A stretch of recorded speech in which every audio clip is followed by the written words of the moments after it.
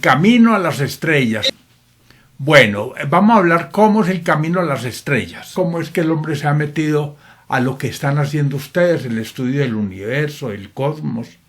Es conocernos nosotros mismos también porque somos parte del universo. Pues yo trabajo en la Universidad Nacional, tengo la coordinación del Museo Zamoga, aquí hay gente de Manizales y Villa María. Para arrancar voy a decirles que aquí hay una imagen de Ícaro, es uno de los personajes de la mitología, pero en general podríamos empezar por el pensamiento de Gabriel García Márquez, porque como estamos hablando de Colombia, la primera reflexión que yo tengo que hacerme es ¿qué sería de este país sin el currulao, sin el vallenato? ¿Qué sería de este país sin la gente que trabaja la cultura, la gente que escribe? Porque a veces desde la ciencia pues podemos aprender muchas cosas, pero si no le damos una dimensión en donde estén las personas, la cultura, el medio ambiente, nos rajamos. La verdad es que la ciencia tiene una dimensión mucho más interesante cuando nosotros empezamos a preguntarnos por la suerte de los animalitos. No es el hombre el amo de la naturaleza, eso es falso. Cuando el hombre se siente el amo de la naturaleza y pelea contra ella, va a pelear también contra sí mismo porque es parte de la naturaleza. Entonces lo importante es que todo lo que conozcamos nosotros de ciencia incluya la vida en todas sus manifestaciones. Es tan importante la vida de las plantas y la vida de todos los ecosistemas como la vida misma del hombre, porque estamos interactuando. Digamos, desde la antigüedad, los indígenas en Colombia, en México, en el Perú, pues hablando de mayas y aztecas, al igual que ocurría con los incas, comunidades caribes y los quimbayas y los muiscas que habitaron el altiplano, todas las comunidades indígenas de Colombia, de alguna manera ellos estuvieron con pensamientos ligados con la astronomía, por una cosa muy simple, porque si usted no tiene en cuenta cuando llega el periodo de lluvias o el verano, entonces no va a sembrar a tiempo, y si usted no recoge y no siembra a tiempo, pues vamos a tener hambrunas. Hoy en día pues hay mucha semilla y hay grandes mejoras en la semilla porque sacan maticas que de una semilla usted puede obtener 100 semillas, pero antes no había tanto desarrollo científico y de una semilla lo que usted sembraba podría recolectar 2 o 3 semillas no más, no 20, no 100, que podría ser lo que tenemos hoy en día de acuerdo a las diferentes especies biológicas. Entonces uno de los papeles que hacen los que estudian las plantas es encontrar semillas de más alto rendimiento. Por ejemplo, en el trigo, de un saco, de un bulto de trigo, no se obtenían sino 2 o 3 sacos de trigo. Hoy en día se pueden obtener 18 o 23, dependiendo de si es un trigo que se busca es que sea resistente a las plagas o uno que en donde lo que más interesa es que produzca y la resistencia a las plagas no interesa tanto. De eso depende que yo escoja la semilla de 18 y no la de 23 sacos por cada saco de semilla de trigo que siembre. Bueno, eso para que sepamos la importancia de la ciencia y todos los ángulos que tiene en la parte biológica, también en la parte histórica y ciencia, y hoy vamos a ver seguramente mucho de la historia de la ciencia. Entonces la astronomía es la ciencia que se ocupa del estudio de los cuerpos celestes y en general del universo. Cuando estoy hablando de un cuerpo celeste, estoy hablando de la luna, estoy hablando del sol, pero también de las estrellitas. Y también podríamos hablar de un cuerpo celeste donde estamos viviendo nosotros, que es la Tierra. A veces le pregunto yo a los niños que van al observatorio que si me puede señalar en dónde está la Tierra, y miran para arriba. No, nosotros estamos parados en la Tierra. Estamos parados en la Tierra. Y a veces los niños también preguntan, cuando empezamos a decirles que la Tierra va dando vueltas y unas veces mira para arriba, para donde está el sol, y por la noche está mirando para abajo, ¿por qué no nos caemos? Bueno, ese es el asunto de la gravedad. Entonces son muchas las preguntas por qué uno de noche no se cae si es que está patas abajo. Eso es una buena pregunta. Miren las cosas tan interesantes, ¿por qué las manzanas se caen? Se caen de día y se caen de noche al piso. Porque es que la Tierra tiene gravedad y le gana la pelea en el asunto de las manzanas al Sol, porque el Sol está muy lejos. Así el Sol sea más grande que la Tierra. Entonces también está la importancia de los calendarios. Cuando digo los calendarios es ¿qué día es hoy? ¿Cuándo cumples año? ¿Cuándo empieza el invierno y cuándo empieza el verano? ¿Cuál es el periodo de lluvias? ¿Cuál es el periodo seco? Aquí en Colombia, los que vivimos en las zonas de cordilleras, durante todo el año hay agua y hay verano en general. Pero podríamos decir que hay 2 periodos de lluvia y 2 periodos secos. Mientras que en la Orinoquía es todo el año en verano y solamente 3 mesecitos con lluvias. Y los que viven en la Amazonía, allá no hay verano, hay 2 inviernos, uno más húmedo que el otro. Y los que están en el Caribe, porque aquí hay gente de Sucre, como lo escuchamos ahorita, en Sucre no hay 2 veranos y 2 inviernos en el año, sino que se parece más a la Orinoquía, un poquito a lo que ocurre en la Orinoquía, que es todo el año en verano con solamente 3 meses de lluvia. Y entonces hay mucho problema con eso, porque cuando llega el verano se puede morir el ganado, como ha estado ocurriendo en Córdoba. Aquí hay gente de Córdoba y de Sucre, porque si no hay lluvias, pues entonces no hay pasto para los animalitos y tenemos que preocuparnos por ese tipo de cosas.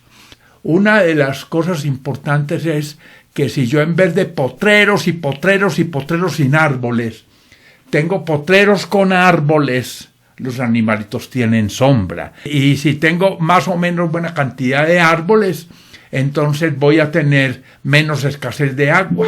Eso para que lo sepan, porque si no hay árboles, ahí sí queda una sequía bien fuerte y los animalitos van a tener problemas, pero también las personas, porque las fuentes de agua se pueden secar.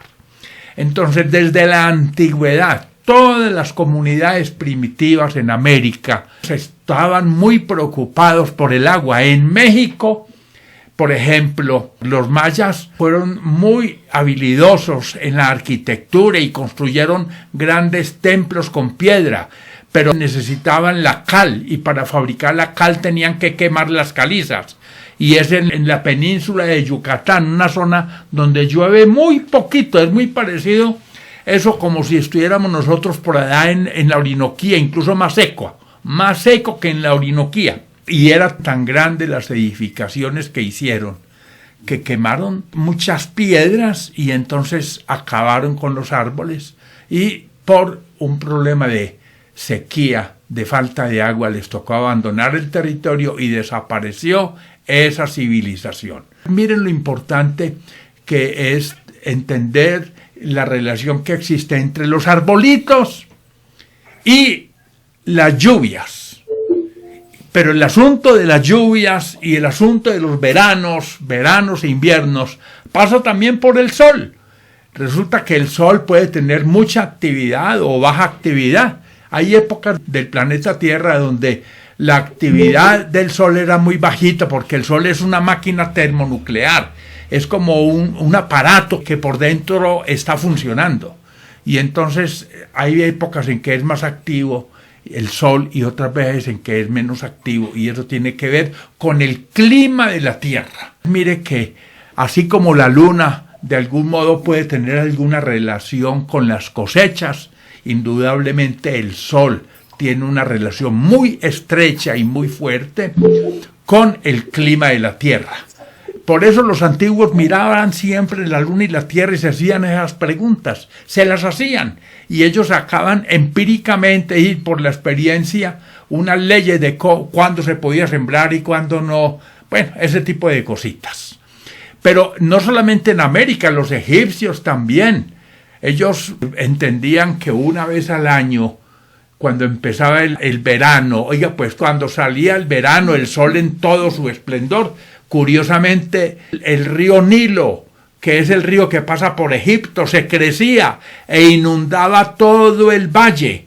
Pero a ellos les interesaba esa inundación porque el río traía sedimentos y entonces los sedimentos fertilizaban el valle, es decir, era como echarle abono a las tierras y había buenas cosechas.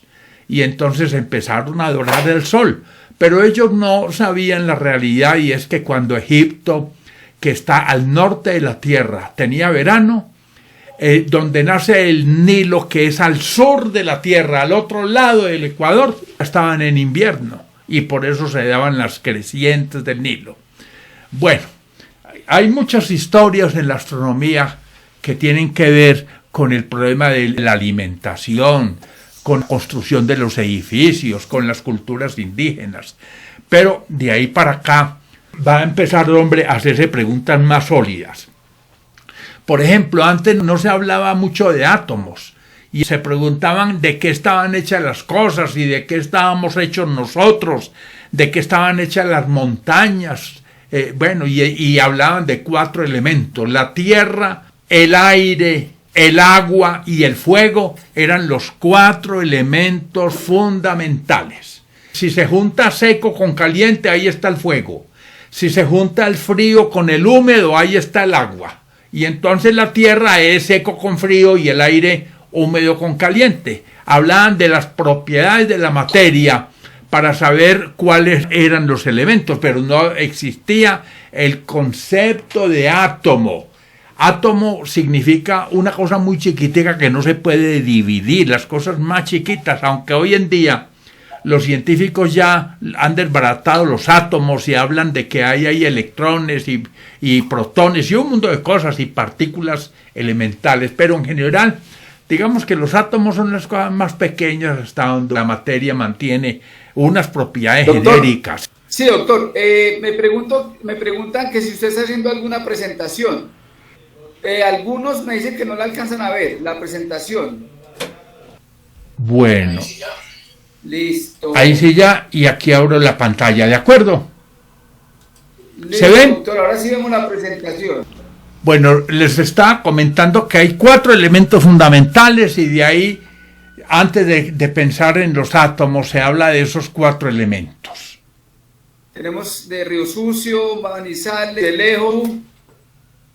¿Qué otra ciudad del país? Facatativá, desde donde estamos emitiendo. Manizales, donde está el doctor. Bien. Esta ilustración que hay ahí para mostrar en la antigüedad evidencias de que los egipcios trabajaron temas que tienen que ver con la astronomía en sus creencias. Y aquí estaba hablando de los 4 elementos aristotélicos. Antes del surgimiento del átomo se hablaba de 4 elementos: la tierra, el aire, el fuego y el agua. Pero entonces este concepto también lo empezaron a aplicar en la astrología antes de que apareciera la astronomía.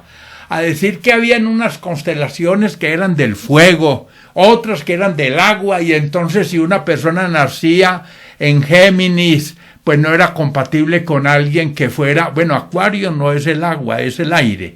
El aire aviva el fuego y el fuego es Leo, por ejemplo. Entonces empezaron a meterle muchos cuentos al tema de la astronomía. Con eso es como una lección que tenemos que aprender nosotros, que la astronomía no puede ser tomada como cuento. La astronomía es que cuando nosotros entendamos la naturaleza tenemos que conocer las bases científicas y entender que los mitos que existen sobre las cosas pues son asuntos que van apareciendo a lo largo del tiempo cuando el hombre se está haciendo las primeras preguntas. Entonces, cuando hablamos de estos 4 elementos, pues no se hablaba del átomo. Y uno de los primeros ejercicios que se hicieron fue la primera medida astronómica que hizo el hombre. La forma como se ha construido la astronomía parte de la observación. La Tierra es redonda. Y resulta que el Sol en el Polo Norte nunca está encima de uno, nunca está arriba en el cielo, sino que el Sol y la Luna aparecen sobre el horizonte, no pueden estar encima de nosotros. Pero si yo vivo en el ecuador de la Tierra, Colombia, por ejemplo, o en el país Ecuador, yo sí puedo tener el sol en la cabeza y la luna, pero nunca voy a ver, como en el Polo Norte, que el sol le da la vuelta al horizonte, sino que o veo el sol al amanecer o el sol al atardecer. Bueno, en conclusión, el sol, dependiendo de si yo estoy viviendo en el Ecuador, en Inglaterra o en el Polo Norte, si yo estoy viviendo en el Ecuador, en Chile o en el Polo Sur, porque para abajo también funciona ese asunto, va a tener una posición en el cielo que va a cambiar. Los marineros lo veían cuando iban en un barco. Entonces la altura del sol a las 12 del día sobre el horizonte les decía a ellos si estaban más cerca del Polo Norte o más cerca del ecuador de la Tierra. Pues bien, los griegos en algún momento vieron que el sol estaba muy abajo y entonces cuando el sol estaba muy abajo ellos estaban en un periodo de invierno, o estaba muy arriba y era un periodo de verano para ellos. Pero también había un momento en donde el sol empieza a bajar o empieza a subir, que es donde el sol se queda quieto, el solsticio. Y entonces en Alejandría, ¿cómo les parece que cuando el sol paraba, dejaba de subir hacia el norte, en Alejandría no era capaz de quedar encima de la torre, encima de la cabeza de uno, sino que producía una sombra? Mientras que en Siena, que era otra ciudad que quedaba yendo para el nacimiento del Nilo hacia el sur, justamente ese día el sol se ponía encima de la cabeza de uno y si caía en una torre no generaba sombra. Esa situación les permitió a ellos saber que la plomada en Alejandría y la plomada en esa ciudad del norte del río Nilo, por allá donde sí caía a plomo, equivalía a la 50ª parte de una naranja. Entonces esa distancia que había entre Alejandría y Siena, entre esos dos lugares donde ellos tenían la medida, porque tenían que estar sembrando y cuando se crecía el Nilo replanteaban los lotes, volvían a hacer topografía, medían y sabían qué distancia había, la multiplicaron por 50 y les dio el tamaño de la tierra. Entonces el hombre entendió que la tierra era de 40.000 kilómetros, 40.000 kilómetros multiplicando por 50 esa distancia que existía entre Alejandría, donde el sol siempre caía formando un ángulo, en junio 21, siempre formado. Perdón, ¿me están diciendo algo? Sí, yo tengo una pregunta. ¿Por qué en los puntos fríos por qué exactamente se sitúan en el polo sur y en el polo norte el frío en sí? O sea, ¿por qué están los dos lugares más fríos siendo arriba y abajo? Porque es que es arriba y abajo en el muñeco, pero la verdad es que el clima lo va a determinar no que esté encima o abajo del dibujo, sino la posición del sol. Entonces mire el sol. Entonces el sol no es capaz de ponerse en la parte de arriba del papel, es decir, para que alumbre al polo norte. Y el sol no es capaz de irse para abajo en el papel, para que le caiga a plomo al polo sur. Es decir, el polo norte no puede tener el sol encima y el polo sur tampoco puede tener el sol pues debajo del papel, es encima para ellos. ¿Sí estamos de acuerdo? Sí, ok, muchas gracias.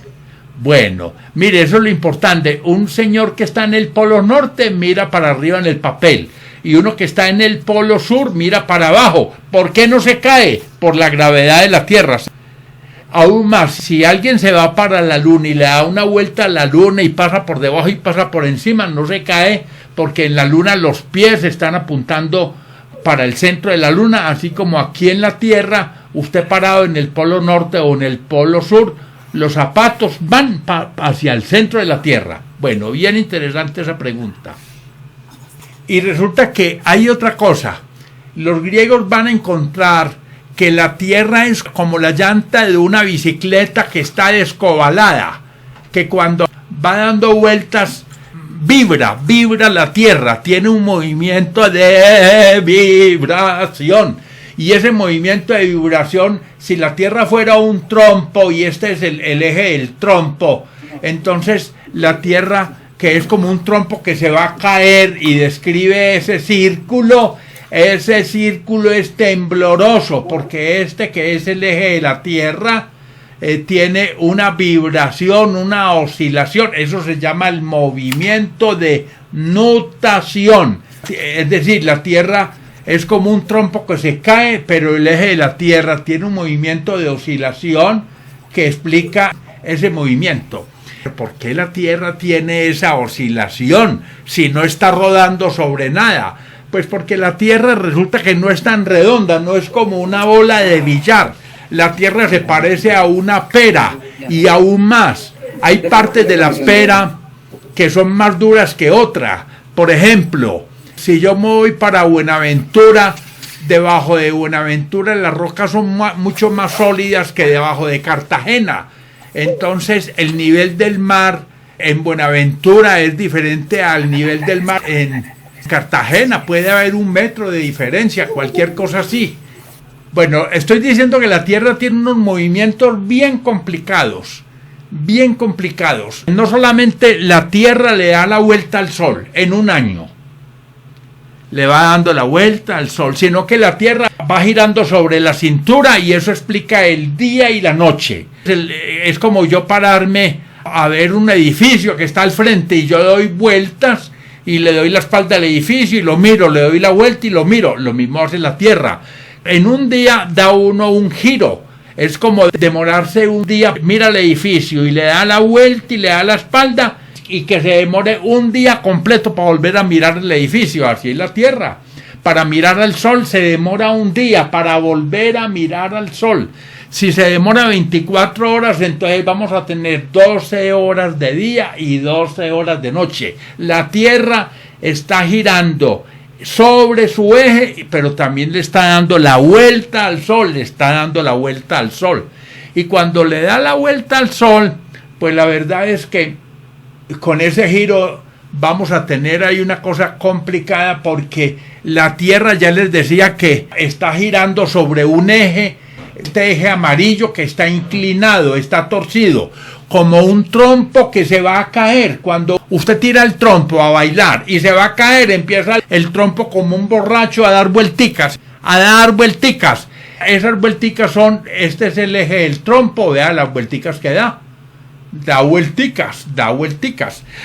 Pero les decía que cuando da vuelticas lo hace con una vibración, una oscilación. Ese es el movimiento de nutación. Mientras la vuelta grande la llaman de precesión, la nutación es el beriberi que tiene el eje de la Tierra. Entonces la Tierra tiene rotación, traslación y beriberi. Tiene beriberi. Ese beriberi es la nutación, que se debe a que la Tierra no es perfecta como una bola de billar. Y ya les decía que debajo de Buenaventura, mejor dicho, el nivel del mar en Buenaventura y en Cartagena no son igualiticos si se mide desde el centro de la Tierra, porque donde las rocas son más densas hay más gravedad y entonces el mar es más hundido, y donde las rocas son más flojitas, entonces el mar no está tan hundido, y por eso el nivel del mar no es el mismo en Cartagena que en Buenaventura.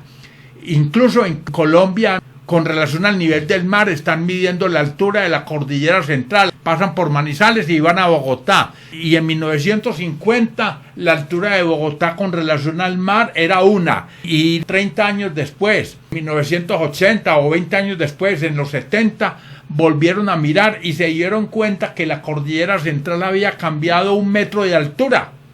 Por lo tanto, Bogotá también había cambiado la altura con relación al nivel del mar.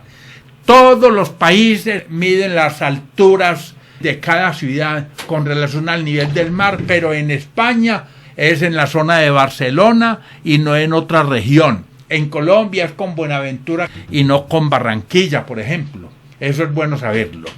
La Tierra, por lo tanto, tiene movimientos. Eso es bien interesante entenderlo. Pero entonces el hombre, conforme vio que el mundo tenía movimiento se estaba haciendo otra pregunta: ¿y cómo estamos en el universo con los otros planetas? Porque son varios planetas. Primero pensaban que la Tierra era el centro del universo, y que el Sol estaba dando vueltas a la Tierra, y que la Luna le daba vueltas a la Tierra. Después alguien encontró que el centro del mundo no era la Tierra, que el centro del universo era el Sol. Oigan pues, el Sol. Hoy en día sabemos que eso tampoco es verdad, pero primero el centro del universo fue la Tierra, y después pasamos a que el centro del universo fuera el Sol.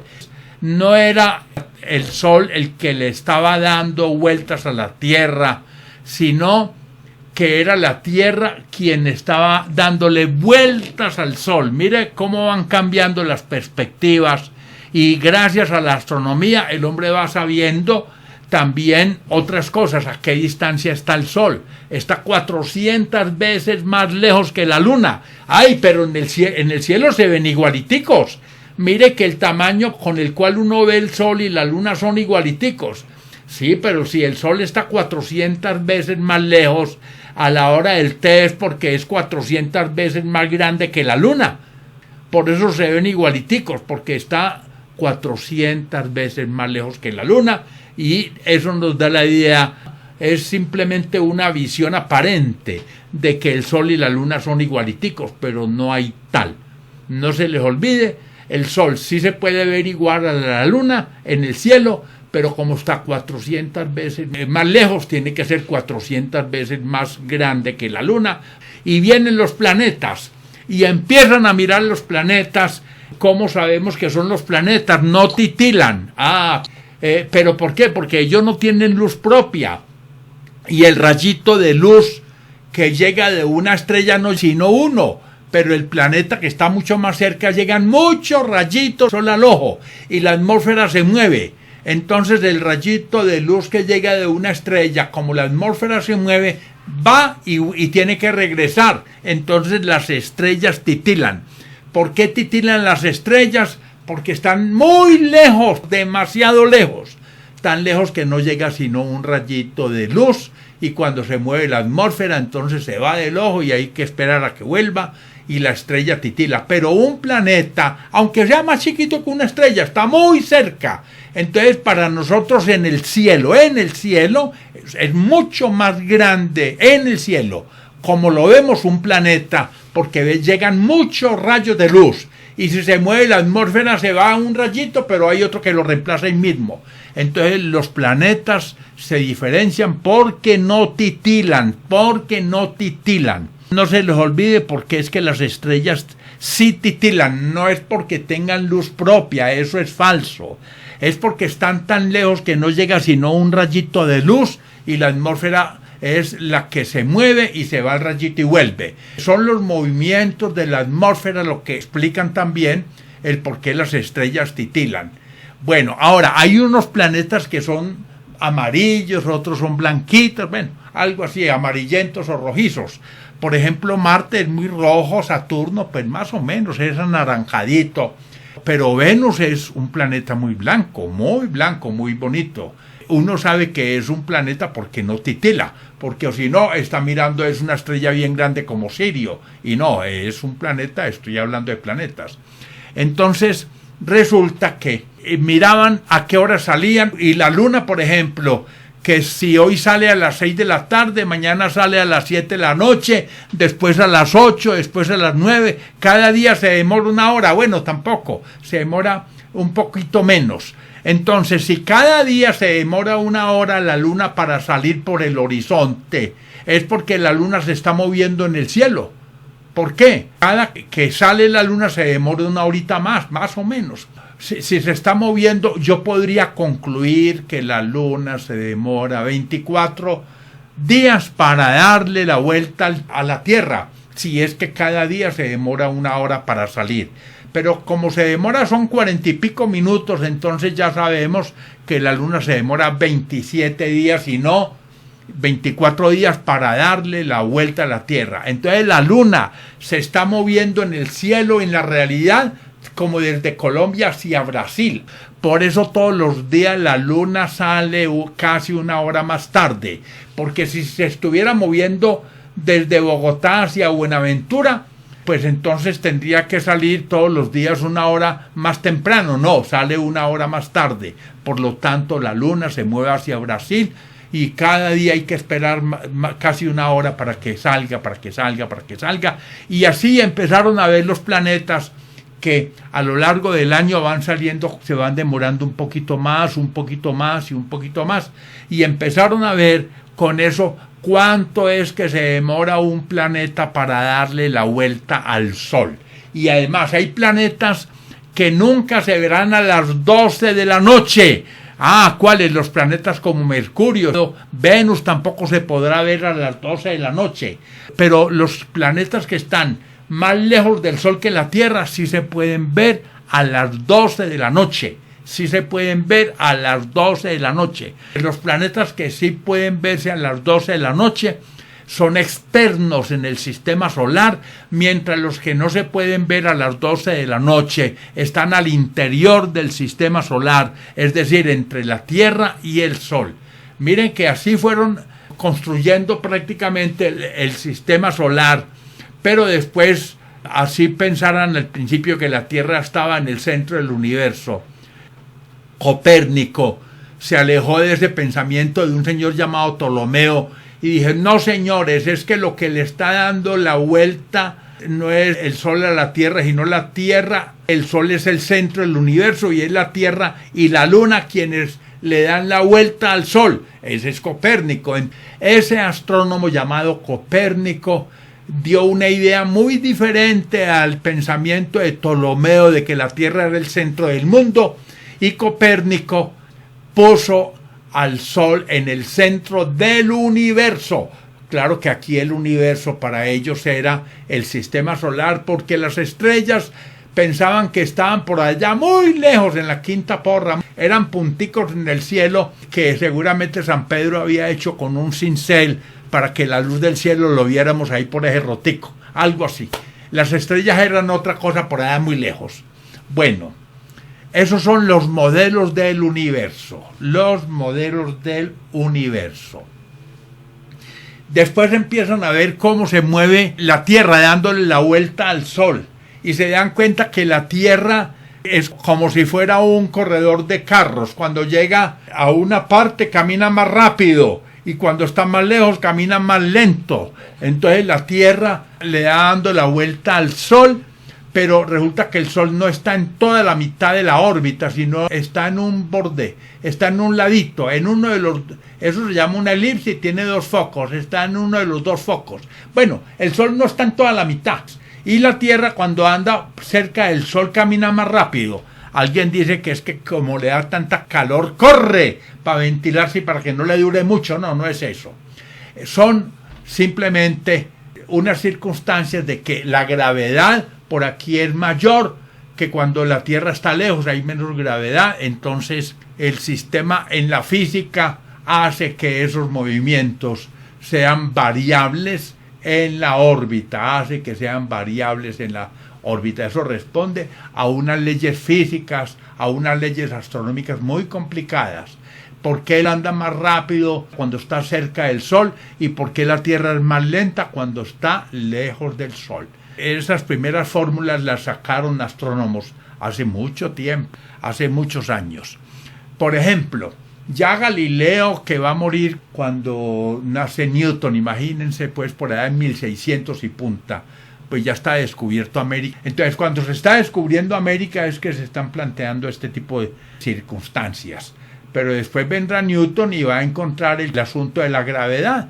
Newton es de 1640 y pico, nace en 1643, y a los 20 años ya empieza a preguntarse y a encontrar una razón para explicar con claridad ese tipo de movimientos a qué se debe. Y empieza a encontrar la razón de unas leyes que empíricamente habían sacado antes sobre el movimiento de los planetas que habían encontrado Galileo, Kepler. Eso nos da a nosotros la idea de que tiene que haber un método para encontrar el universo. Ese es el método científico.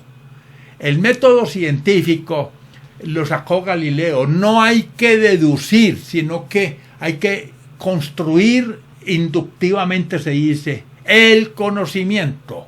¿Qué significa eso? Deducir es que yo digo que si el universo es así, entonces así es el sistema solar. Y si el sistema solar es esto, entonces la Tierra tiene que ser esto. Y si la Tierra es esto, las rocas tienen que ser esto. Y si las rocas son así, entonces los 4 elementos o los átomos tienen que ser así. Eso es deducir. Antes todo era por deducción.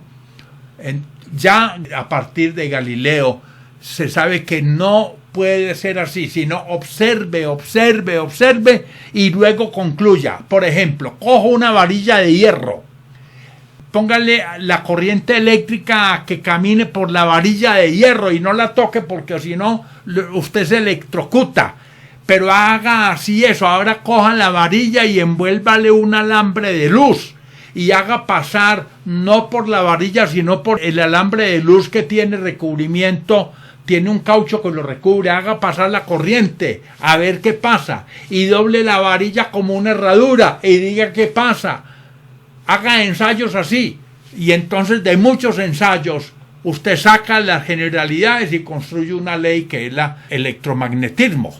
Cómo funcionan los imanes, con esa varilla, con el cable envuelto, y de ahí saca usted los motores y cambia la dirección de la corriente en el inducido, qué pasa con el inductor, por ejemplo, ese tipo de cosas.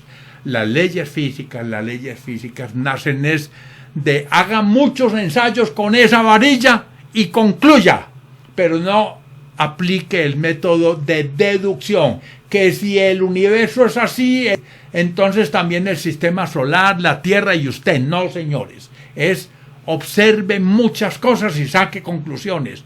Después de observar un fenómeno de muchos modos, de muchas maneras. Conclusión, hay que hacer observación, hay que investigar, pero observando. Mucha observación y no tragar entero. No podemos tragar entero.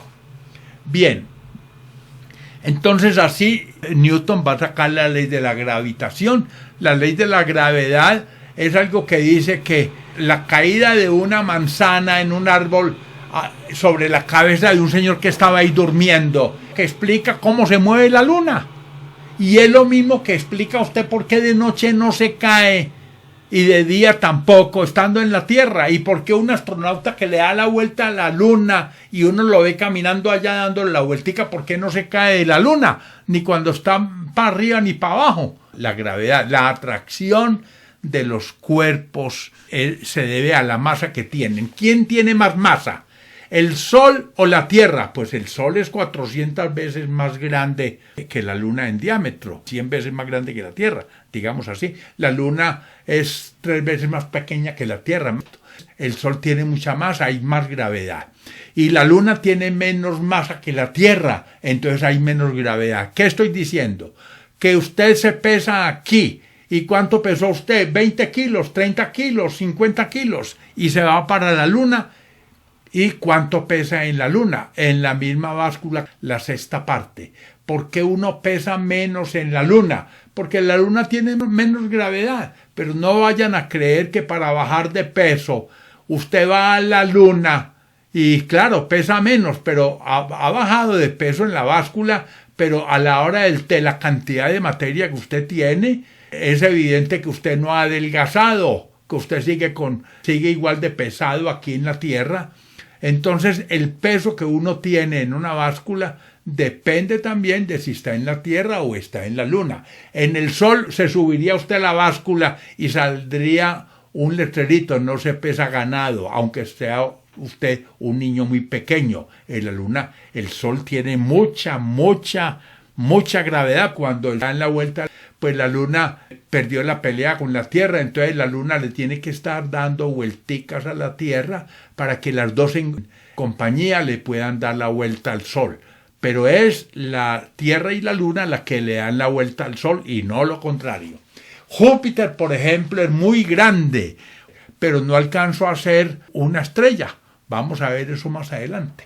En todo caso, el asunto es que Júpiter, aunque es muy grande, puede ser, digamos, la 12ª parte en diámetro comparado con el Sol, pues le tiene que dar la vuelta al Sol y no lo contrario, y no lo contrario.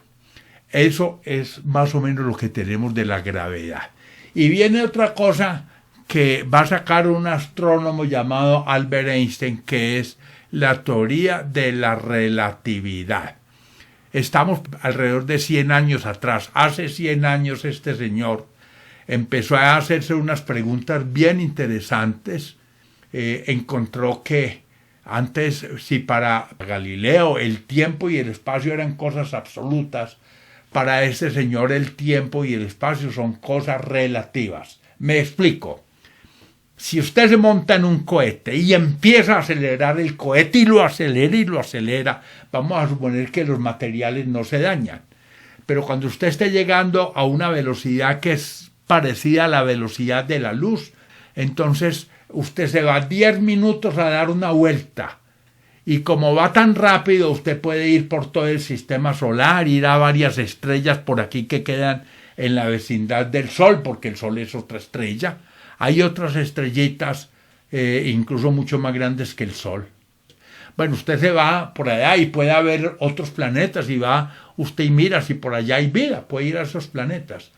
Va usted 10 minuticos por ahí y va a muchas partes, imagínese la velocidad que lleva. Cuando vuelva a su casa han pasado 500 años. Entonces la pregunta es, ¿y si va a encontrar la casa? ¿Quién sabe? Lo que sí sabemos es que no va a encontrar ni a su papá, ni a su mamá, ni a los amiguitos. Es decir, ellos vivieron hace 500 años. Allá tenían la historia de que usted se montó en un cohete y viajó a una velocidad cercana a la luz. Era lo único que va a encontrar en relación a lo que saben de usted.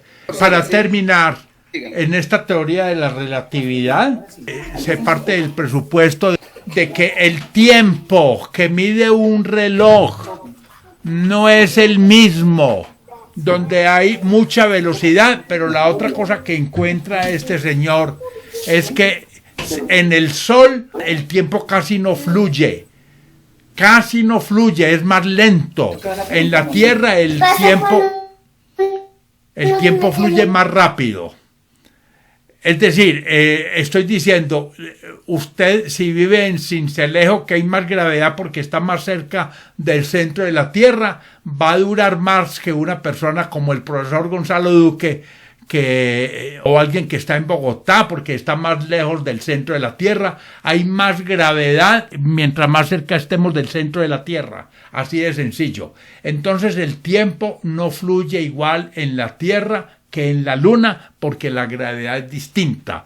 Entonces el tiempo es una cosa relativa. El tiempo se acorta cuando yo acelero mucho y el tiempo se alarga cuando no acelero, y se acorta el tiempo cuando estoy en el núcleo de la Tierra, digamos, y se aleja cuando me alejo de la Tierra.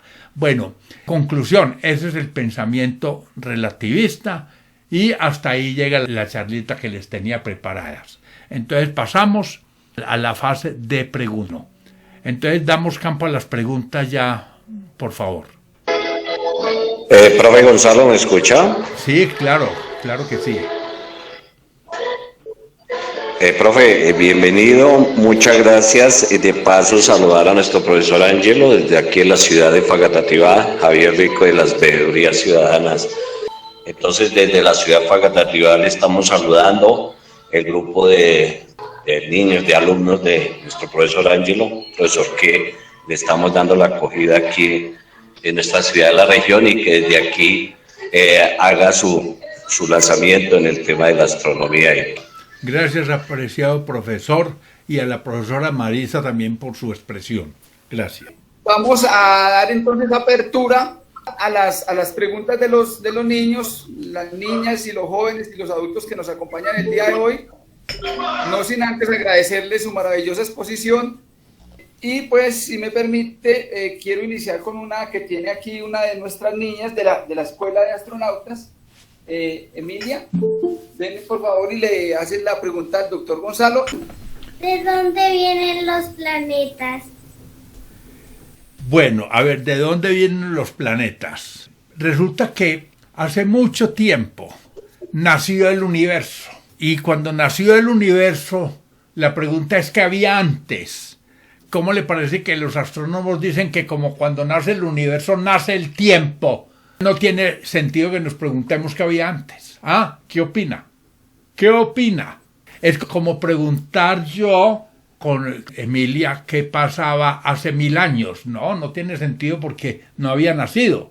Así de sencillo. Entonces, el universo nace hace 15.000 millones de años o hace 13.000 millones de años, cualquier cosa así.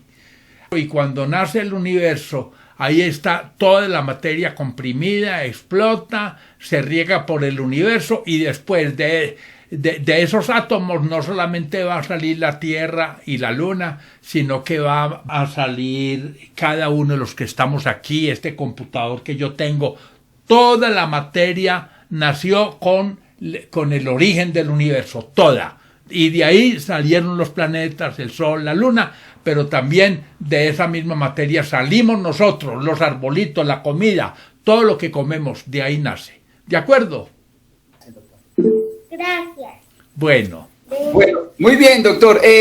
¿Quién más quiere formular una pregunta? A ver, escuchemos a nuestros participantes de...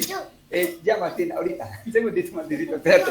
Vamos a dar la oportunidad a otra ciudad. A ver, de Montería, ¿quién nos quiere preguntar? Tenemos, a ver, Emilia Romero. Unos agujeros blancos también existen, al igual, o sea, como existen los agujeros negros, también existen los agujeros blancos. Bueno, a ver, el concepto de agujero negro es simplemente una estrella que tiene mucha masa y se muere y colapsa.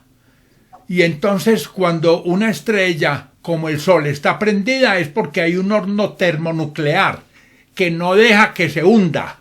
El día que al Sol se le acabe el combustible, se derrumba y se va volviendo pequeño, pero no va perdiendo masa, sino pequeño.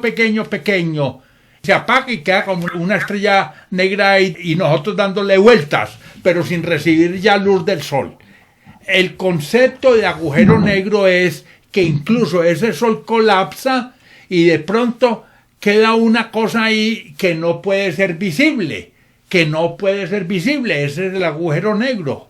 Una estrella que colapsa y se supera una región del espacio en donde todo queda adentro. Y el agujero negro, pues de pronto puede tener algunas emisiones por ahí muy raras, pero en general se come lo que pase cerquitica de él. Es decir, un agujero negro no se come el universo, porque el radio de acción del agujero negro está cerca de él, no más. Pero lo que caiga allá adentro sí se lo come. Y entonces la luz no puede escapar, ni nadie puede escapar de ahí que se meta. Así de sencillo. Ese es el agujero negro. Pero una cosa que haga lo contrario, si lo contrario del agujero negro, si el agujero negro lo que hace es comerse un planeta y no dejar salir a nadie, ¿qué sería el agujero blanco? ¿No? Son entes hipotéticos que la gente dice que si existe el blanco tiene que existir el negro, pero no hay nada que soporte teóricamente el agujero blanco. Yo le pregunto a usted, si el agujero negro es lo que se puede comer un planeta, ¿qué sería lo contrario de comerse un planeta, no? ¿Está de acuerdo? Sí, bueno. Muy bien, doctor. Muchas gracias. ¿Qué más nos quiere preguntar? A ver, Viviana, ¿de dónde nos habla? De Río Caldas. ¿Es verdad que en otros planetas como Saturno, Júpiter, puede llegar a haber vida? Bueno, lo más seguro es que en el universo hay otros lugares con vida. Pero con vida no significa que sea vida inteligente como la tenemos nosotros. Incluso, tampoco excluye que sean más inteligentes que nosotros, tampoco excluye eso. Entonces no podemos sobre el nivel de inteligencia decir eso, porque la vida como la conocemos en la Tierra, a la hora del té, los animalitos también tienen sentimientos y nosotros también, pero nosotros podemos reflexionar de qué estamos hechos, que la materia, es decir, que nosotros podamos tener conciencia de lo que somos, más o menos, porque ya sabemos lo inconscientes que somos. ¿Cierto, Viviana? Que en otras partes tengamos formas de organizaciones de la materia que tengan un mayor o menor grado de conciencia. Eso ya es el nivel de vida que encontremos, el nivel. Lo que sí sabemos es que hay muchas sustancias orgánicas en el universo y que el número de estrellas que existen es tan grande, que la probabilidad es muy alta de que tengamos vida, pero todavía no podríamos decir con qué nivel de inteligencia. ¿De acuerdo? Claro, y puede también haber agua en otros planetas como ríos o océanos. Bueno, si para haber vida hay probabilidades mucho más de que por allá tengamos vapor de agua y otras sustancias que no son tan complicadas como tener moléculas con vida. Eso sí es más probable. Pero no significa que la vida que exista por allá sea similar a la de nosotros. Puede ser con base en el silicio y no en el carbono. Bueno, eso es otro tema más complicado de la química, ¿de acuerdo? ¿Y usted ha ido al universo? Yo vivo aquí en el universo. Le hago una preguntita. ¿Tú conoces el universo de la cultura umbra? Le cuento, la única lengua nativa que tenemos en Calda es la umbra y es de la nación de los Ansermas, que tiene que ver con Anserma y Río Sucio. Y entonces Río Sucio, ustedes son 57.000 habitantes, la mitad del Alto Occidente, y es prácticamente la cultura más interesante que tiene el departamento de Caldas por las artesanías, pero también estoy seguro que hay unas visiones cosmogónicas en la cultura umbra que tenemos que estudiarlas para que sepa, porque esa lengua está viva. La lengua umbra, yo trabajo en Samoga, Ga, lugar, y Samo, misterio, lugar de misterio. Esa lengua tiene que ver con tu tierra, para que sepa el nombre de Samoga. Así que estás invitada a conocer el Museo Samoga, ¿de acuerdo? Muchísimas gracias. Bueno. Bien, gracias Viviana, gracias doctor. Yo tengo una pregunta. Martín. Yo tengo una pregunta. Bueno, un segundito entonces, permítame un segundito, vamos a escuchar a Martín un segundito y enseguida les damos la oportunidad a los otros chicos. ¿Sí? Por favor. Bueno. Entonces Martín, por favor, aquí pregúntale al doctor. Aquí la. Si los agujeros negros se pueden comer al planeta, ¿también a la gente? Sí, claro, cualquier cosa que se acerque, pero no vienen hasta aquí para que esté tranquilo y están muy lejos. Aún más, ¿cómo le parece que los científicos todavía los están buscando? ¿Qué tan lejos está? No porque estén debajo de un colchón, sino porque están muy lejos, ¿de acuerdo? Entonces no nos preocupemos por eso. Simplemente se sabe que tienen tanta gravedad que si usted se monta en un cohete y viaja casi a la velocidad de la luz para que no se demore sino 10 minutos y va y se acerca al agujero negro, se lo come y no puede salir. Entonces yo le voy a aconsejar que no se vaya a montar en un cohete acelerando a viajar por allá, ¿de acuerdo? Sí. Bueno. Bueno, muy bien, doctor. También quería preguntar, Jennifer. ¿De dónde sale la lluvia y por qué llueve en unos lugares y en otros no? Qué buena pregunta esa. ¿Cómo le parece que en el planeta el viento viaja de donde están los desiertos, del Sahara, digamos a 30 grados de latitud norte, o del hemisferio sur en el Atacama? El viento viaja hacia el Ecuador y cuando llega al Ecuador se trae toda la humedad y se forman nubes. Entonces aquí en el Ecuador de la Tierra se forman nubes y entonces viene el viento bajito, sube, se enfría, se forman las nubes y llueve. Y se le roba la humedad a los desiertos. Entonces los desiertos son desiertos porque el viento siempre viaja de allá hacia donde está el ecuador de la Tierra. Pero también hay otra región que no es a 30 grados, sino 60 grados al norte y al sur. El viento que viaja por Atacama y el Sahara no solamente echa para el ecuador de la Tierra, sino para la latitud de 60 grados norte y sur. Y allá tenemos los bosques de Chile y tenemos también los bosques que existen en Canadá. Entonces, en las zonas boscosas de 60 grados norte y sur también llega viento con la humedad de los desiertos. ¿Y cómo le parece que el polo norte y el polo sur son desiertos, porque no llueve, así haga frío. De allá sale viento bajito y se va hacia los bosques de Canadá y del polo sur hacia los bosques que quedan en Chile. Entonces, la máquina atmosférica del planeta tiene la propiedad de tener vientos que se organizan, están organizados los vientos de dónde para dónde sopla. Entonces, eso también explica que el clima en Colombia tenga variedades muy grandes. Por ejemplo, en la Amazonía, por la dirección de los vientos, tenemos invierno todo el año, uno más seco que el otro. Por eso en la Orinoquía tenemos verano todo el año, aunque haya solamente 3 meses de lluvia. Pero en la región andina, en la zona montañosa, el clima de nosotros es doble, con 2 lluvias y 2 temporadas secas en el año. Hay vientos que son de monzones cuando hay un clima monomodal, y otro que está controlado por una cosa que se llama la zona de confluencia intertropical.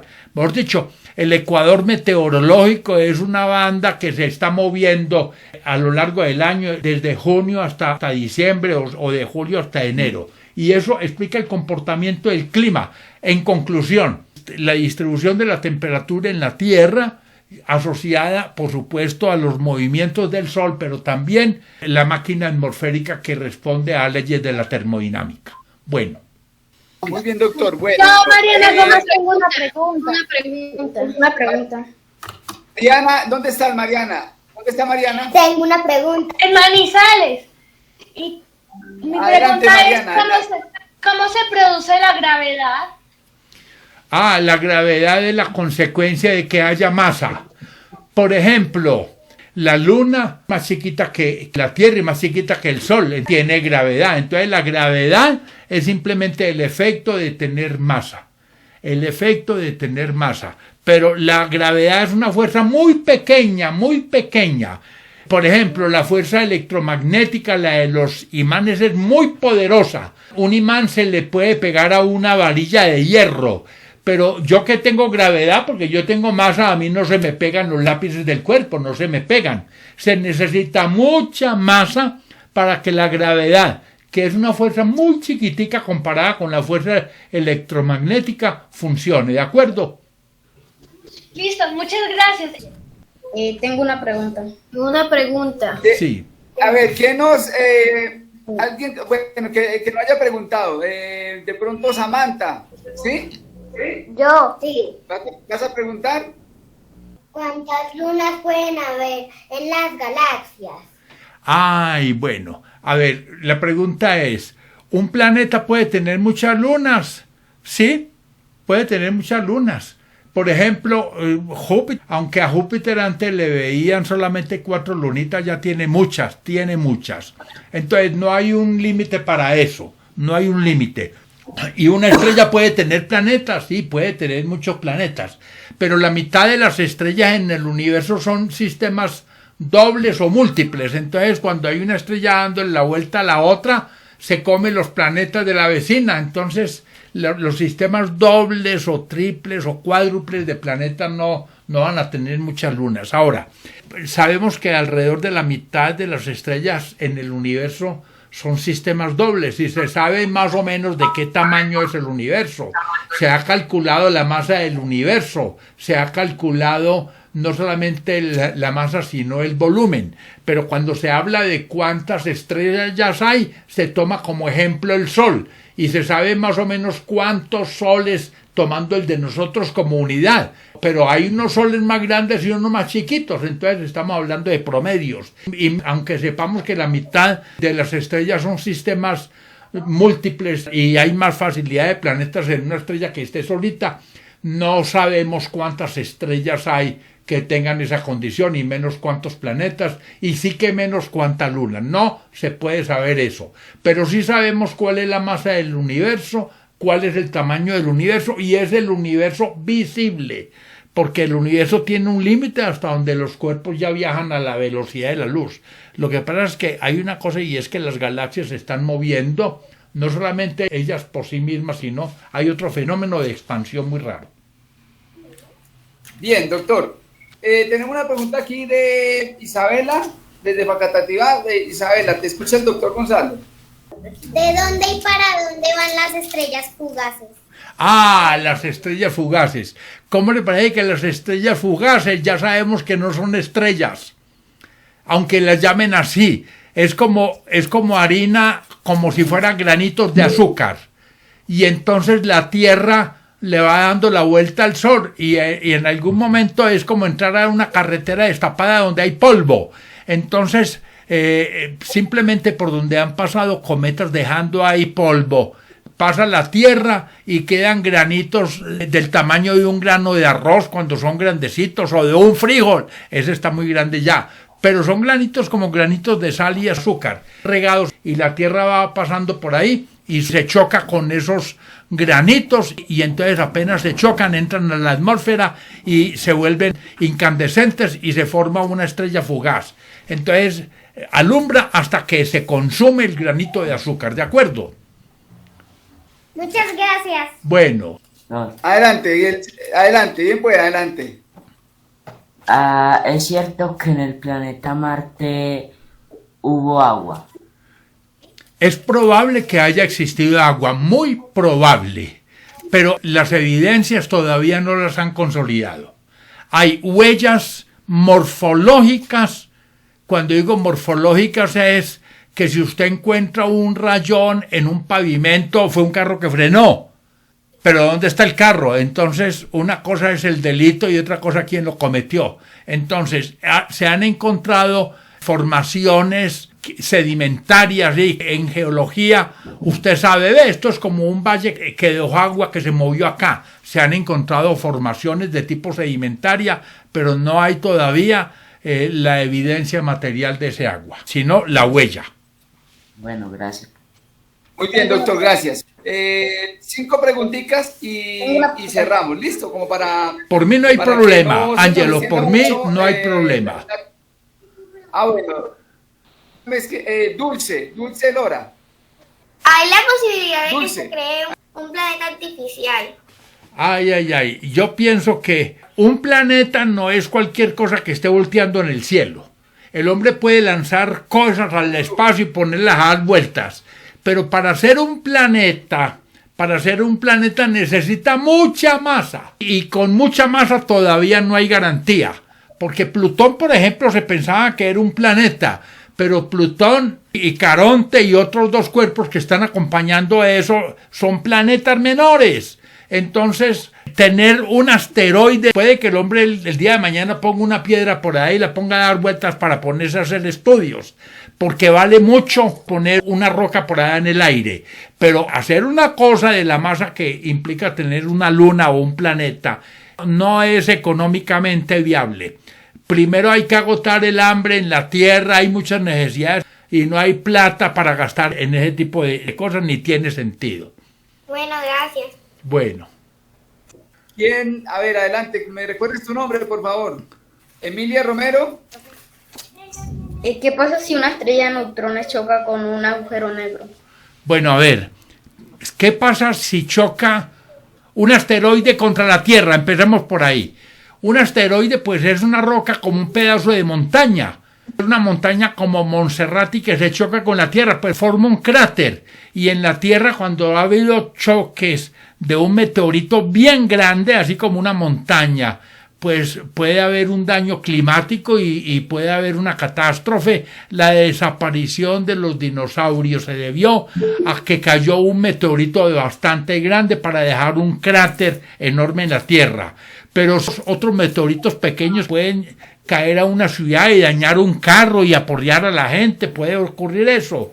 Entonces no pasa nada, pero si chocan 2 planetas, ojo pues, o una luna con un planeta, o un cuerpo viajero así del tamaño de una luna, a la Tierra parece que le pasó hace mucho tiempo eso. La luna se explica por una colisión de la Tierra con otro cuerpo celeste importante como una luna o un planeta. Y quedaron muchos fragmentos en el espacio y se formó la luna.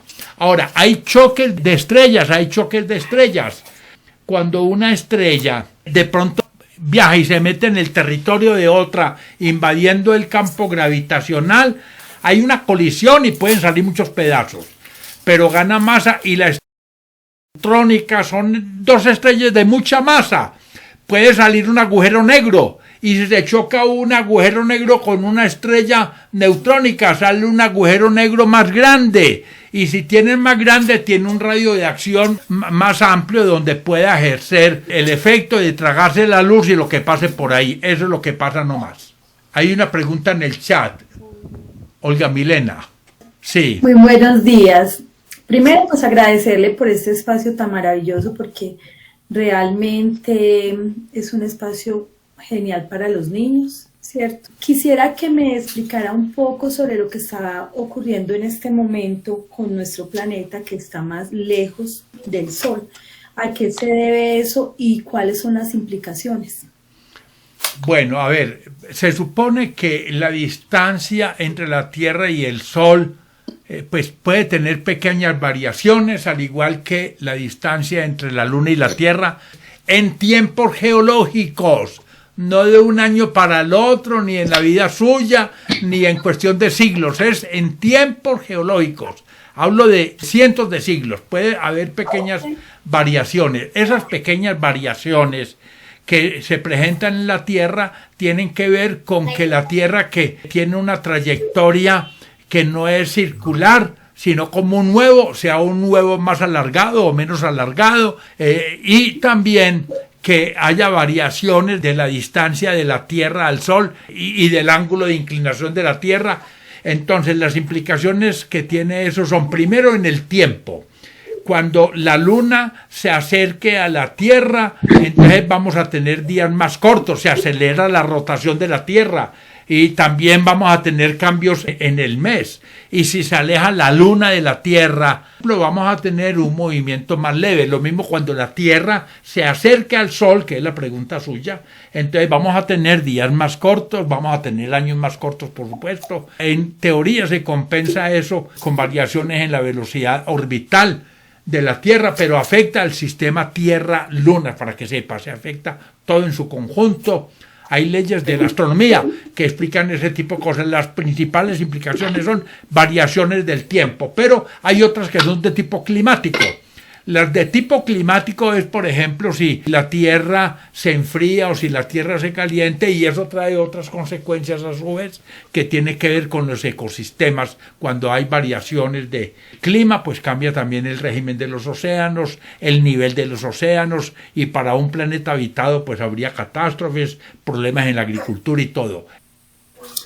Bien, doctor, gracias. Vamos para ya ordenar las últimas preguntas que nos quedan aquí en el chat. Sí, para ordenar la conferencia.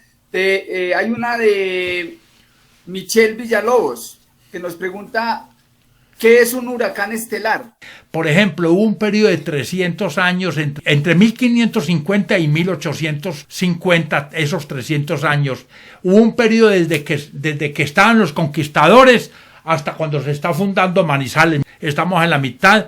¿Qué pasa? Que cuando hay variaciones en la constante de radiación solar, cambia el clima en la Tierra, y en esos 300 años hubo incluso hielo en el Ebro, un río de España, pero no es uniforme, sino hubo tres picos, épocas más frías, etcétera. En el caso de Colombia, en el Nevado del Ruiz, los hielos se extendieron. Los hielos en 1970 estaban kilómetros el Parque de los Nevados, 27-30, y hoy en día en el Parque de los Nevados el hielo pues tiene 10 kilómetros a lo sumo.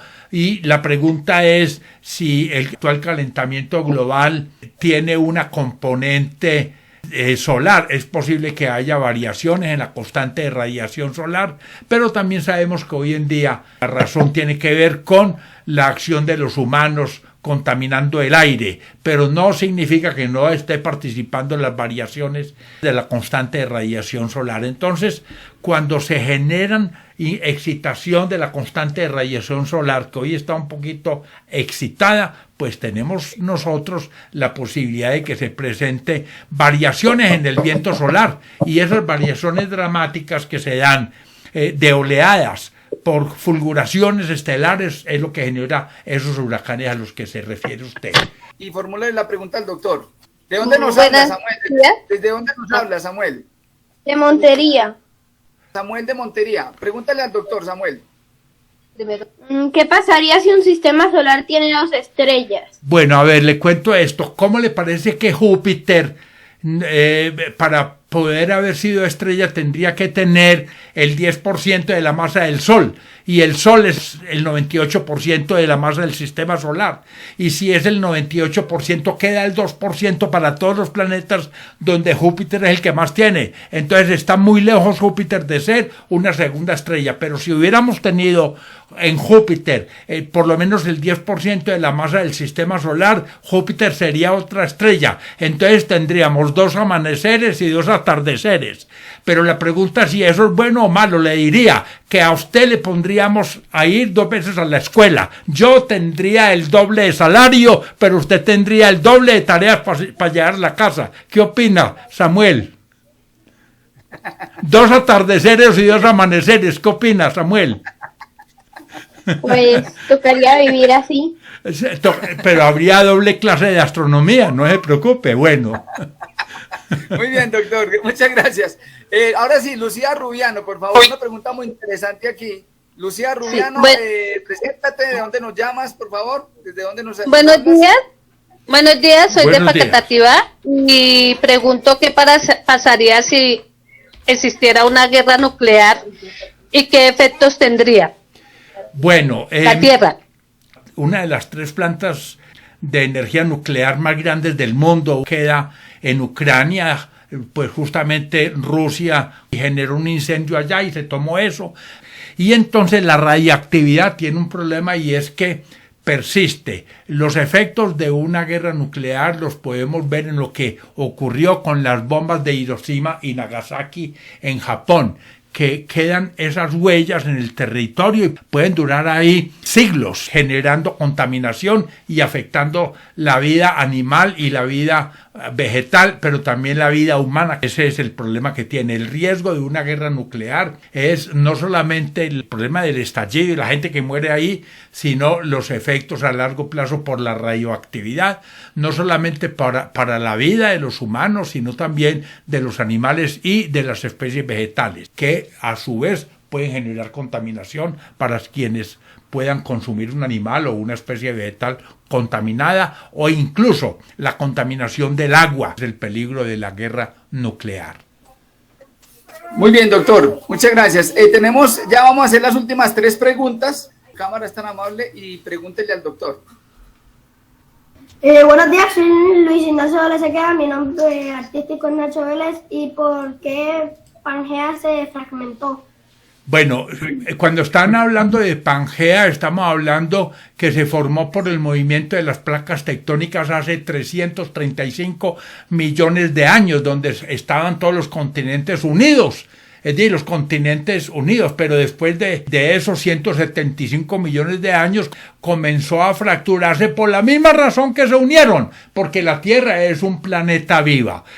Sobre eso pues voy a mencionar algo porque puede ser de interés para nosotros. Hace 550 millones de años, 550, no existía Colombia antes de eso, pero se formó la Cordillera Central y el noreste de la Sierra Nevada. Y hace 220 millones de años se formó la Cordillera del Chocó y la otra mitad, el suroccidente de la Sierra Nevada. Y para esa época no existía Bogotá, porque la Cordillera Oriental colombiana, la Cordillera Oriental, se formó hace entre 20 y 40 millones de años.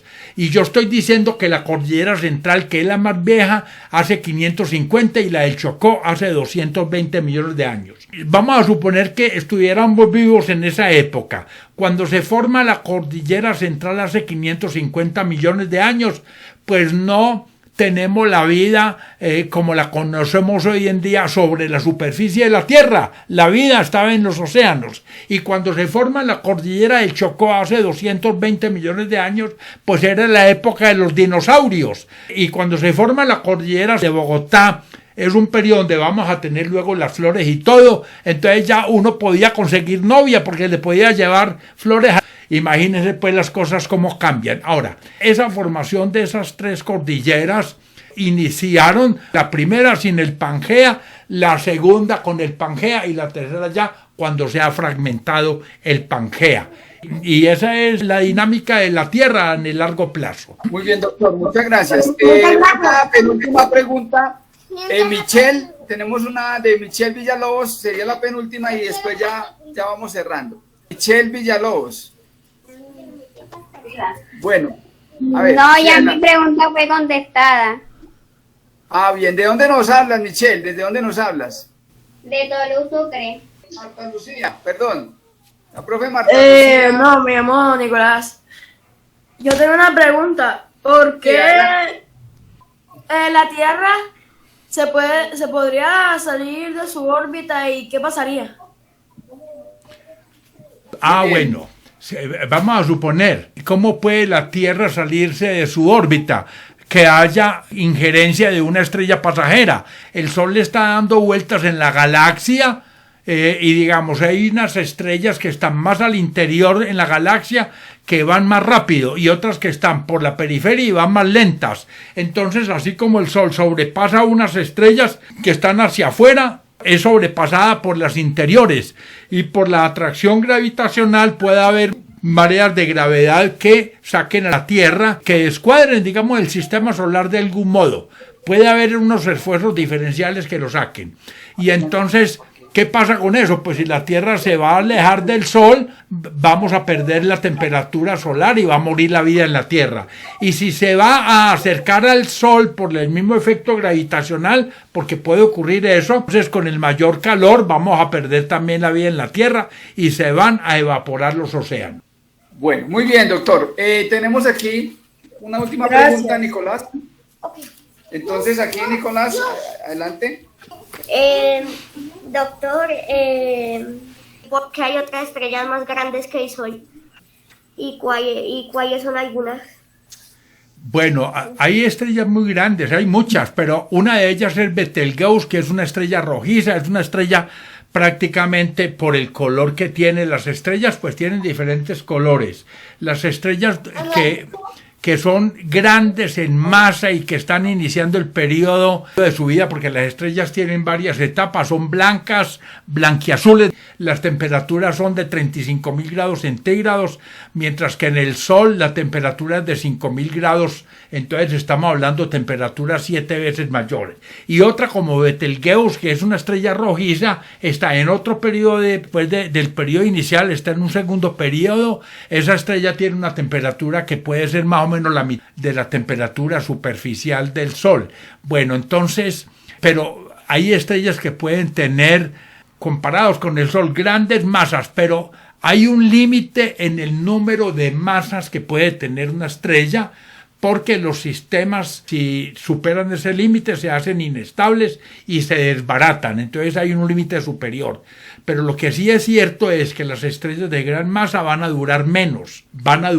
Segundo, no tienen la posibilidad de morir como el Sol, como una estrella que se apaga y ahí queda, sino que van a morir con un gran colapso, van a explotar como estrellas supernovas y a dejar de pronto un agujero negro en el cadáver estelar. El fin de una estrella depende de la masa que tenga finalmente. Esa es la circunstancia. Bueno, doctor, y aquí ya para... Por favor, la última pregunta. Bueno, adelante. Bueno, adelante. ¿Por qué las leyes de la física no se pueden aplicar en el espacio? Uno habla de espacio y tiempo. El espacio y el tiempo son dos dimensiones generales que tiene el universo. Entonces, el espacio como tal, pues no posee materia, es un contenedor. El espacio como tal es un contenedor y no es fácil saber de qué está hecho el espacio, así como el tiempo no es fácil saber de qué está hecho el tiempo. Alguien dice, el tiempo, pues la unidad son los crones, y la pregunta, ¿qué es un cron? Algo que fluye a razón de cuánto por segundo. Yo no puedo definir tiempo con tiempo. Lo mismo el espacio como un contenedor, ¿de qué está hecho? ¿De qué está hecho? Entonces, ¿cuál es la dimensión más pequeña que puede tener un espacio para poder hablar de espacio? Es un contenedor, así como el tiempo es un concepto necesario para que en el tiempo y en el espacio se den los fenómenos de la materia. En conclusión, el espacio como tal no es materia, pero tampoco lo es el tiempo. Y por eso no se puede hablar de esas leyes de la física como las entendemos normalmente. Bien, tenemos 3 minutos para las 12. Habíamos quedado de cerrar, pero bueno, como aquí hay otras 2 últimas preguntas, entonces vamos a tomar los últimos 3 minutos, por favor. Voy a leer aquí rápidamente. Sofía del Mar tiene 2 preguntas. Por favor, Sofía, plantéaselas al doctor. Sofía del Mar Barbosa. ¿Desde dónde nos habla, Sofía? Hola, sí, buenas tardes, de Tolú, Sucre. ¿Qué requisitos se necesita para poder ingresar a la NASA, para poder ir a la luz? Bueno, a ver, sí, hay 2 preguntas acá relacionadas. ¿Qué debo hacer para estudiar astronomía? ¿Qué debo hacer para poder ir a la NASA? ¿Qué debo hacer para ir a la Luna?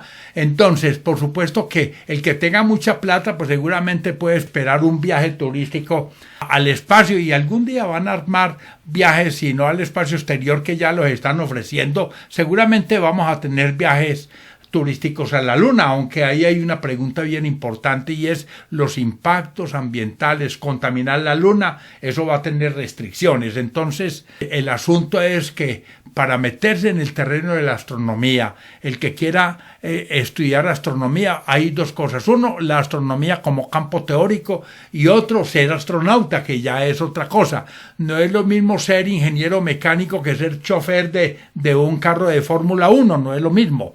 En general, los astronautas pues requieren una preparación física y también fundamental, es decir, teórica, en el estudio de eso, y los países que tienen programas, la verdad es que hoy en día cada vez más vamos a ver que el desarrollo astronáutico se va a orientar a empresas contratadas por el Estado. Entonces, pues es como conseguir empleo en una empresa donde mucha gente va a competir, pero se necesita un nivel de formación muy alto. ¿Por qué? Porque va a ser competido. Si no fuera competido, no se necesitaría tanto nivel de formación, pero sí cumplir con unos requisitos mínimos. Los requisitos mínimos son unos conocimientos, por supuesto, en los temas relacionados con la tecnología asociada a los asuntos de la astronomía y la astronáutica, pero también en unas condiciones físicas y de edad, que son una limitación grande, entre otras cositas ya de segundo orden. La parte psicológica es fundamental, no solamente el conocimiento, sino la parte psicológica de la persona. Bueno, ahora, estudiar astronomía en general. Aquí, por ejemplo, en Manizales, en algún momento ofrecimos un posgrado en astronomía con la gente de Bogotá, y se requerían 12 personas para poder hacer viable económicamente ese posgrado, pero que tuvieran un conocimiento muy profundo en física moderna y en matemáticas muy complicadas. Se presentaron 7, de los cuales 2 medio cumplían, los otros no cumplían con esos conocimientos.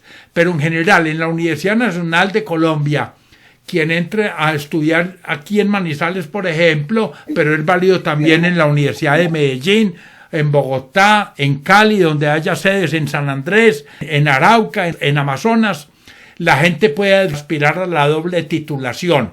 Yo, por ejemplo, he tenido alumnos. En este momento hay uno que está en Alemania haciendo el doctorado, y les he recomendado, ellos entran aquí en Manizales en Ingeniería Física, que hagan la doble titulación con matemáticas. Incluso está estudiando en Alemania, lo dejaron entrar al doctorado sin tener la maestría, lo pusieron sí a validar una materia porque no las había visto. Entonces la doble titulación en matemática y física se facilita mucho en el caso de la Universidad Nacional, pero también hay otras universidades en Colombia que pueden ofrecer programas y la persona tener de pronto la posibilidad de una doble titulación. Hay que pensarlo también muy bien esto, porque si usted, por ejemplo, saca un doctorado en astronomía, ¿y en qué trabaja? ¿En qué trabaja? Entonces, si uno es experto en satélites o en cosas así, porque la astronáutica puede demandar mucha gente, y si no es experto en informática, porque los sistemas de informática, eso sí demandan gente. Entonces, si es solamente observación y estudio de mecánica planetaria y todo eso, pues le toca irse de profesor a una universidad, porque difícilmente lo van a contratar. La otra cosa, yo representé a Colombia en un programa de la NASA y la Agencia Espacial Europea sobre astronomía, y encontré mucha queja de astrónomos de América Latina, y no solamente de América Latina, sino por ejemplo de otros países. Francia tenía 500 astrónomos, que era la tercera parte de los astrónomos en el mundo en 1995, y no tenía suficientes observatorios astronómicos para todos ellos.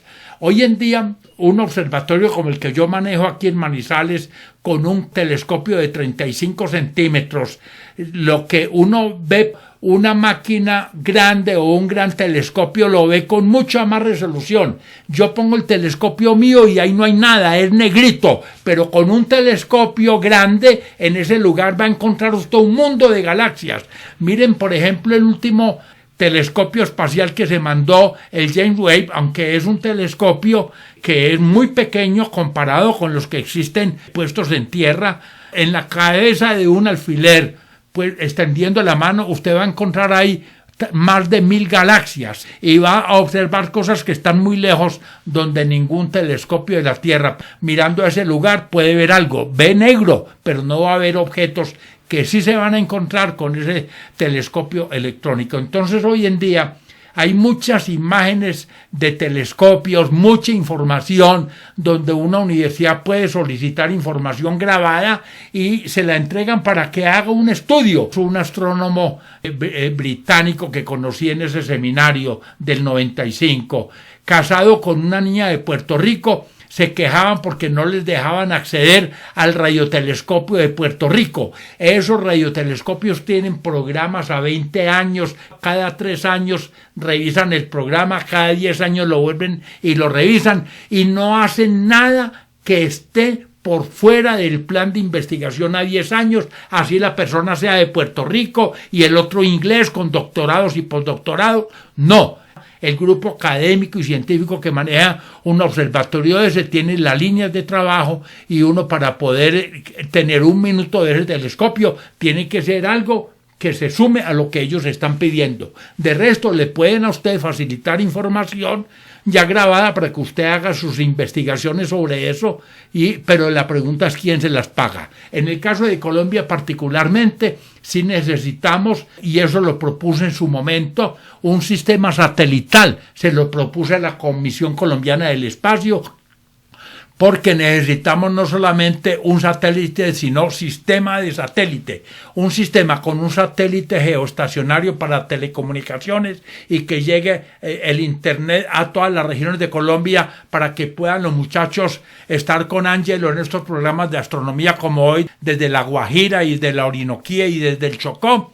Pero también, además de la parte de telecomunicaciones y todo, unos satélites de órbita baja, porque el otro sí está a 35.000 kilómetros de altura, muy lejos, para tener cartografía de detalle y temática, porque no son geoestacionarios, sino que van barriendo la Tierra. Pero eso, para ser rentable, hay que hacer, por supuesto, vaca con los países vecinos, y Colombia estar pensando que no solamente es la zona continental, sino que el 45% de Colombia son océanos, y esos océanos nos acercan a nosotros, a varios países de Centroamérica y de las Antillas, pero también tenemos que contar con Ecuador, con Venezuela, con Perú, porque compartimos con la Orinoquía y la Amazonía posibilidades para poder tener un sistema de satélites de órbita polar bajos para cartografía. Bueno, en Colombia tenemos que también la astronomía, más que estar mirando estrellas variables y ver cómo se mueven, estudiar astronomía atmosférica. Cuba lo estaba haciendo, y yo tenía en su momento un enganche con un astrónomo. Ellos estaban beneficiados porque Rusia los preparaba antes de desplomarse la Unión Soviética, pero en Colombia no hemos estado estudiando ni astronáutica, que lo debemos es trabajar, ni astronomía atmosférica, por el clima en Colombia, la Orinoquía, la Amazonía, en los dos océanos, en el Chocó, no hay quien pague estudios de clima como los pagan los cafeteros, los que tienen cultivos de caña de azúcar o las centrales hidroenergéticas de Colombia. Entonces, en Colombia hace falta apoyo para la astronomía atmosférica, no tenemos satélites, Colombia no ha pensado en sistemas de satélites que Chile ya los tiene. ¿Por qué Colombia no puede si la economía de nosotros es comparable? Incluso en Chile es más complicado porque es muy largo comparado con Colombia y no tiene mucha posibilidad de asociarse porque prácticamente es con Paraguay y con Brasil. Bueno, esas son las circunstancias. Ángelo, hasta ahí. Bueno, muy bien, doctor. Le cuento una cosa, aquí sí tenemos satélites, estamos haciendo unos satélites, Nicolás, muestra aquí en la pantalla, por favor. Este es un satélite que hicimos hace 8 días, este es el de Nicolás, por ejemplo, ¿sí? Y aquí tenemos también el satélite Martín, muestra tu satélite, en fin. Entonces, doctor, quiero agradecerle en nombre de todos los asistentes el día de hoy, porque esta ha sido una excelente charla, un excelente conversatorio del que de verdad le agradecemos inmensamente su generosidad al brindarnos no solamente todo su conocimiento, sino toda esa motivación y ese entusiasmo que usted le ha transmitido el día de hoy a todos estos niños y jóvenes y adultos que nos han acompañado.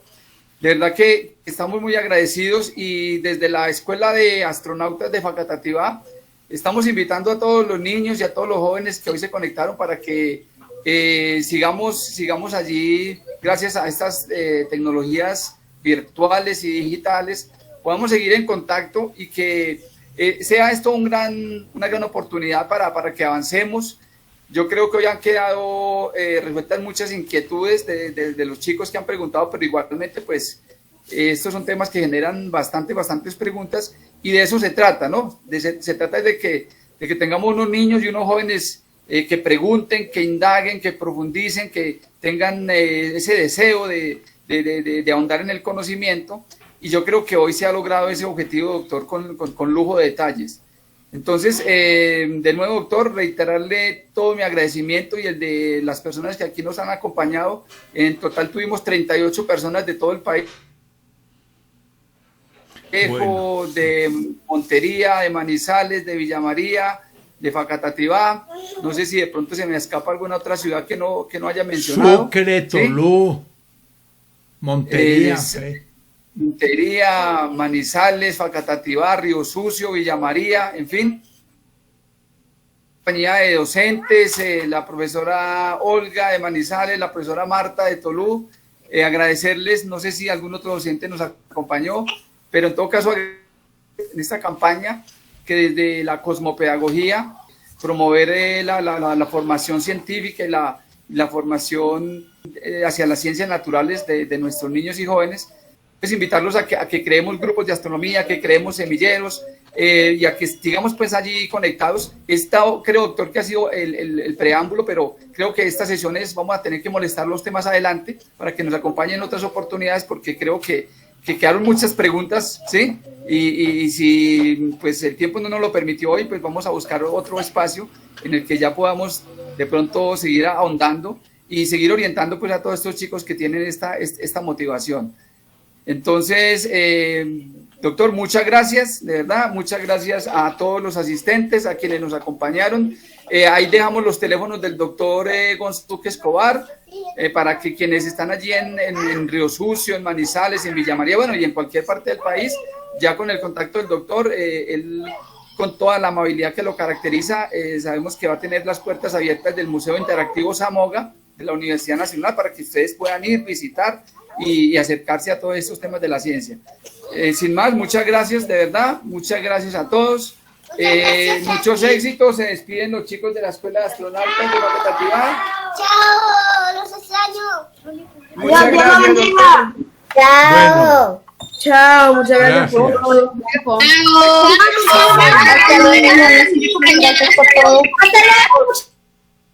Bueno, Ángelo, muchas gracias y una buena mañana.